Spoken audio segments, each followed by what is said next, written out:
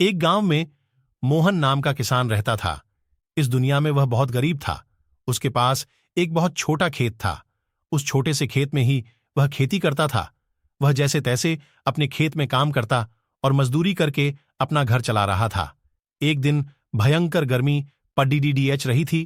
फिर भी किसान रोजाना की तरह ही खेत में काम कर रहा था। उसे बहुत पसीना हो रहा था। फिर भी वो खेत में हल चला रहा था। उस दौरान खेत में जुताई करते वक्त हल के नीचे से एक लकड़ी का बक्सा निकला। उस किसान ने धीरे से बक्से को निकाला। वह कुछ समझ नहीं पाया कि इस बक्से में क्या है। केवल उसने बक्से को उठाकर खेत के बाहर मेढ़ पर रखा दिया। उसने देखा कि यह बक्सा खाली है, तो उसने अपनी दोपहर की रोटियां उसमें रख दी और वापस अपना काम करने लगा।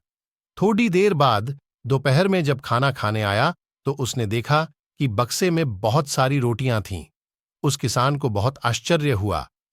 किसान ने सोचा कि ये तो जादुई बक्सा है। उसमें जो भी चीज डालो वह कई गुना हो जाती है। जो भी वस्तु उस बक्से में डाल रहे थे वह कई गुना हो रही थी। उसने दोपहर का भोजन किया और फिर हल चलाने लगा। जब शाम को घर आया तो बक्से को अपने साथ ले आया।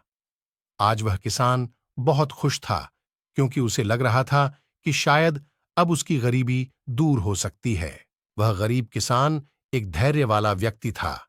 कभी भी उस बक्से से जरूरत से ज्यादा सामान नहीं लेता था। कुछ दिनों बाद उस बक्से के बारे में गांव के जमींदार को पता चला। वह जमींदार एक लालची व्यक्ति था।